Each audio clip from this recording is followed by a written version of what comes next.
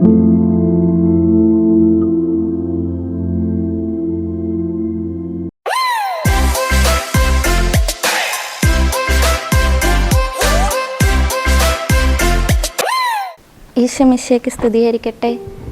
തിരുക്കുടുംബത്തിൻ്റെ തിരുനാൾ. മാതാപിതാക്കളും മക്കളും അടങ്ങുന്നതാണ് കുടുംബം. കുടുംബം സഭയുടെയും സമൂഹത്തിൻ്റെയും ഒരടിസ്ഥാന ഘടകമാണ്.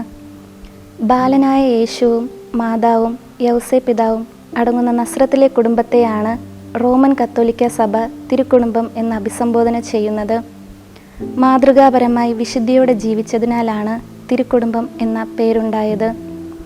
ക്രിസ്തുമസ് കഴിഞ്ഞു വരുന്ന ഞായറാഴ്ചയാണ് തിരുക്കുടുംബത്തിൻ്റെ തിരുനാൾ ആചരിക്കുന്നത്. 1893 ലയോ 13 മാർപ്പാപ്പയാണ് തിരുക്കുടുംബത്തിൻ്റെ തിരുനാൾ ഔദ്യോഗികമായി പ്രഖ്യാപിച്ചത്. നസ്രത്തിലെ കുടുംബത്തെ പോലെ ലോകത്തിലുള്ള ഓരോ കുടുംബവും ചരിത്രത്തിൻ്റെ ഭാഗമാണ്.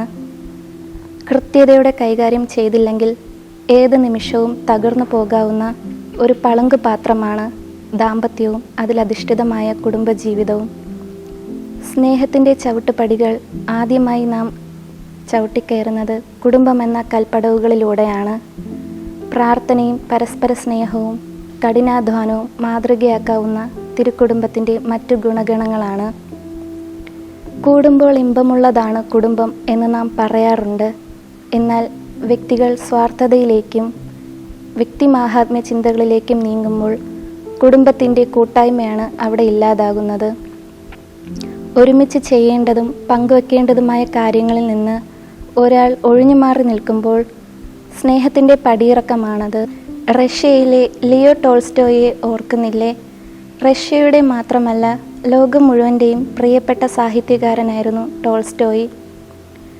എന്നാൽ വീട് അദ്ദേഹത്തിന് ഒരു അശാന്തിയുടെ ഇടമായിരുന്നു. ജ്വരമൂർച്ചയിൽ പൊള്ളുന്നൊരു രാത്രിയിൽ ഭാര്യയുമായുള്ള സ്വരപ്പിഴയിൽ അദ്ദേഹം ഒടുവിൽ വീട് വിട്ടിറങ്ങി.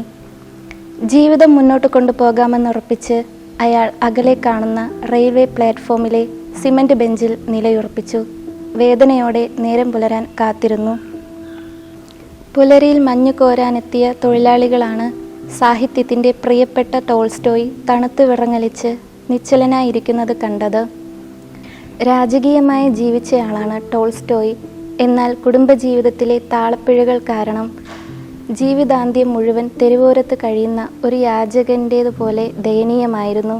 എല്ലാം തികഞ്ഞ ഒരു കുടുംബവും ഒരിടത്തുമില്ല. ആരിൽ നിന്നും പൂർണ്ണത പ്രതീക്ഷിക്കരുത്. മറിച്ച് കുടുംബങ്ങളിൽ നിന്ന് വിശുദ്ധി നേടുക. കൂടെയുള്ളവരുടെ കുറവുകളിൽ നിറവുകളാവുക. എങ്കിൽ മാത്രമേ നമ്മുടെ കുടുംബവും തിരുക്കുടുംബമാവുകയുള്ളൂ. അതിനായി നമുക്ക് പ്രാർത്ഥിക്കാം. ആമേൻ.